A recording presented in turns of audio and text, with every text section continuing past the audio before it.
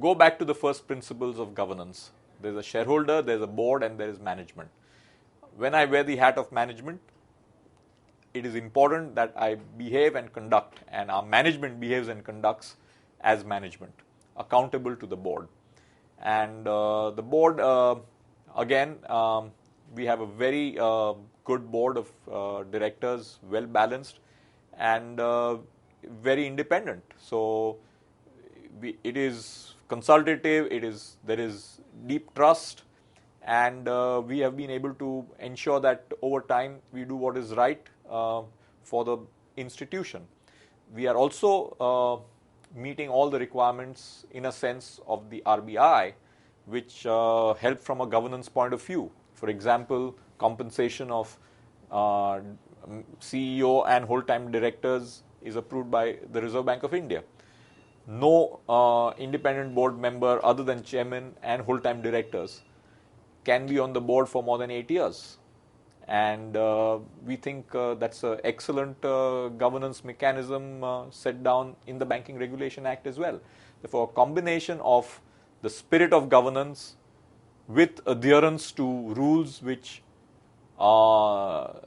effectively execute the spirit of good governance, I think is something which we have followed. And I do believe that banks are special. They are very leveraged institutions by nature, and therefore are even more critical to ensure that the governance and the processes of running a banking company are well organized, managed and regulated. I think the key parameters are independence, integrity, knowledge, and ability to have conduct and trust. We are not obsessed by necessarily having board members who are on 20 companies. We want to have board members who will add value and who will demonstrate commitment to building and governing the institution.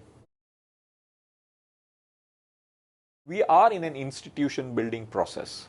We see in a way the fact that we as promoters have had a high stake in the early stage of the development of this institution, which gradually comes down over time, is a very appropriate way of institutionalizing over time. Having said that, I have a view about very diversified shareholding, and where there is, you see some perverse behavior, particularly as you have seen in the international financial institutions, which have very little skin in the game of anyone called as the promoter. So you've seen that also, particularly in highly leveraged institutions. My view is there has to be reasonable skin in the game to ensure good behavior and conduct over a long period of time. I think independent directors are important. They are a very vital aspect of the overall governance framework, but that has to be in addition to good management. You have to have a combination of good management and independent directors working together in harmony. Just one example, if I can think about, is if we have to take a decision on, say, how do we deal with corporate groups where we have concerns about their governance. We will be cautious as management, which is going well beyond the scope of our governance, because we believe that sooner or later, problematic governance practices will reflect in risks to the counterparties. I used to, in the period 2003 to 2008, first 5 years, hear many investors telling me, I am investing in ABC company because they can manage the system. And my manage, quote unquote. Yeah, manage into inverted commas, manage the system. I would tell these institutional investors that if they can manage the system, be careful.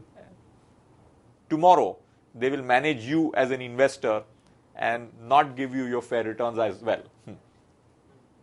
And we have been careful in our counterparty exposures as a bank to some of these companies. Similarly, in many issues, when we are in doubt, we would much rather go and ask the regulator a clarification rather than just rushing into convenient legal opinions.